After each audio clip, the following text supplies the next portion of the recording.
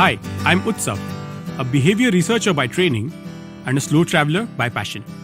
Postcards from Nowhere is a travel podcast where I condense a decade of travel experiences and explore not just the where, but also the why and how to travel.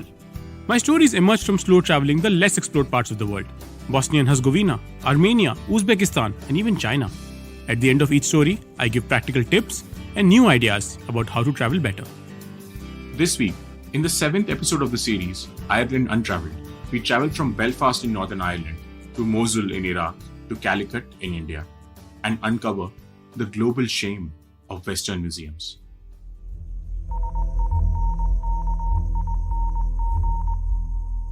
"12:15 a.m., 15th April 1912.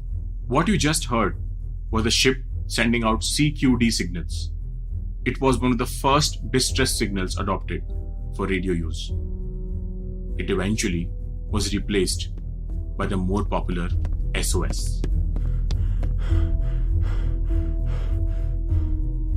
Come at once.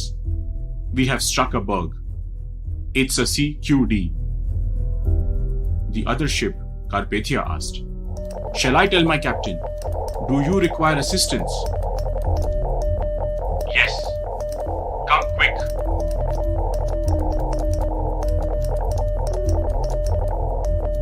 "1:45 a.m., 15th April 1912. Come as quickly as possible, old man. The engine room is filling up to the boilers." 2:10 a.m. CQ. The last message, as you would have guessed by now, is from the RMS Titanic. What succeeded the CQ message was silence on the radio waves, a silent acknowledgement of the sinking of the unsinkable ship. I witnessed this exchange displayed at the Titanic Museum at Belfast.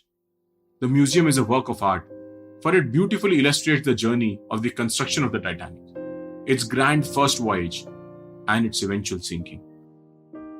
Right across the room, where the final messages of the Titanic are displayed, are the large glass windows with a view of the docks. These are the very docks on which the Titanic was built. In fact, the economy of Belfast was initially built on trade through Belfast Harbour. In its later years, shipbuilding became a major source of income, along with one more industry. This industry is widely featured in the Titanic Museum. In fact, an entire section is dedicated to it, for it at the time made Belfast the world's largest shipyard. But for that story, we would need to travel thousands of miles away to the town of Mosul in Iraq and closer home to the shores of Calicut in India. The city of Mosul in recent memory gained notoriety for being under the control of ISIS for 3 horrifying years.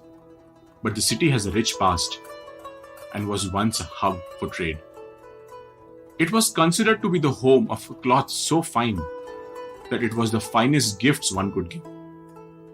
It's said that an entire sari made out of this cloth could fit into a matchbox.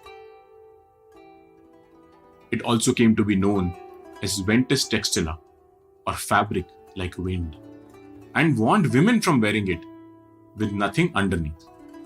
In the 7th century, the Chinese traveler Yuan Chang called it light vapors of dawn. We know this cloth more popularly as muslin, and it got its name from the city of Mosul. But why were people in Mosul, Iraq, making saris, a distinctly South Asian garment? Because muslin actually never came from Mosul, but most probably from Dhaka, the capital of Bangladesh. It came from the undivided Bengal.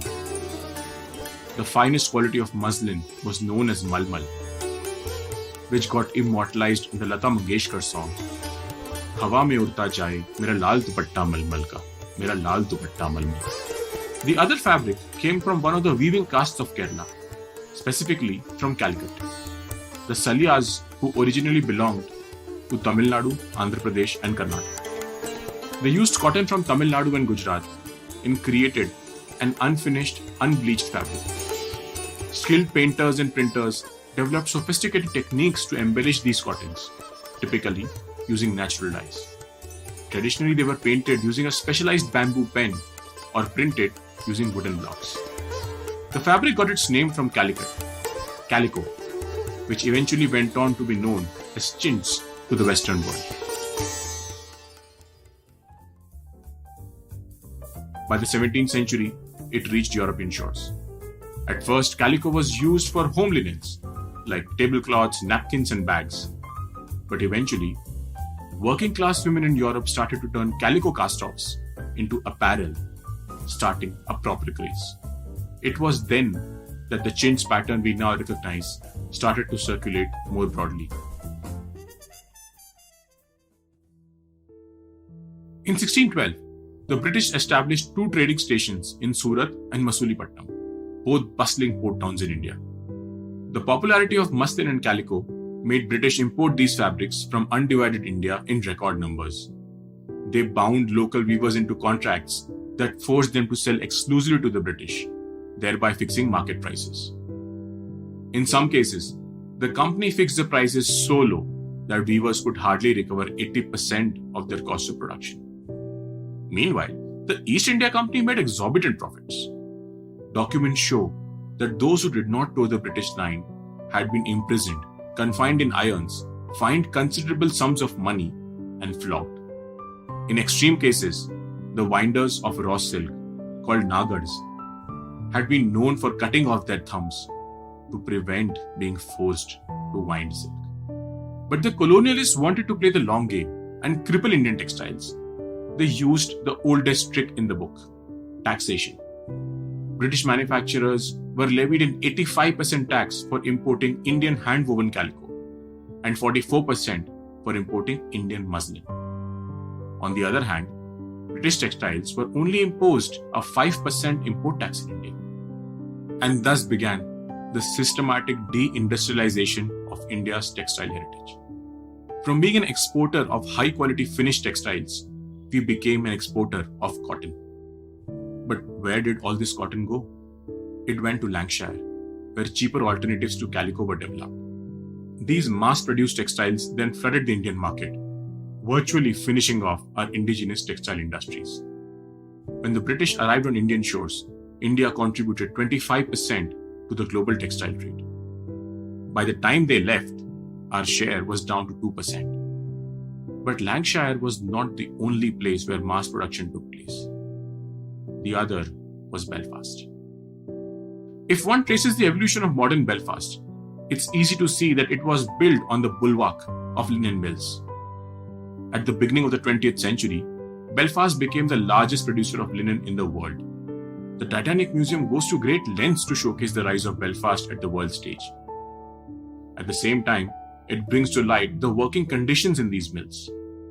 Inhalation of dust causing lung disease, the hot and humid conditions leading to chest infections. Walking barefoot in water in the spinning rooms led to painful foot conditions. The specter of death loomed large. If the working conditions in the factories were poor, the docks were no better off.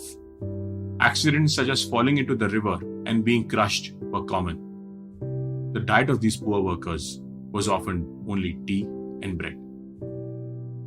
This section of the museum was meant to evoke a sense of sadness over the harsh realities of these workers. But one question remained unaddressed. Over whose dead bodies did Belfast become the linen capital of the world? The entire museum has absolutely zero acknowledgement that the fortune of Belfast was built at the altar where Indian textile industry and workers were sacrificed. The pride never accounted for the seedy details of how this wealth came about. In over a decade of travel, this is a theme which has been seen all across the colonizing world. An overt omission of the fact that their wealth, standard of living and quality of life has been built on the loot, plunder and pillage of their colonies. Their museums are filled with artifacts often stolen from colonies. The idea of this acknowledgement is not to return to a time of previous glories, but to simply accept that the colonial project was absolutely disastrous, inflicting economic and psychological damage on the inhabitants.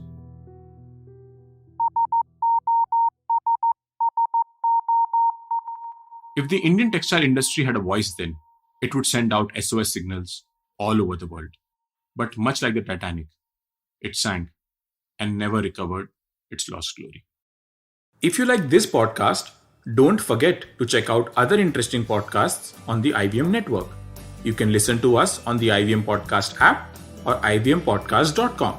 You can also follow us on our social media. We are at IVM Podcasts on Twitter and Instagram. If you want to reach out to me, I am Utsav Memory on Twitter and YVTravel42 on Instagram.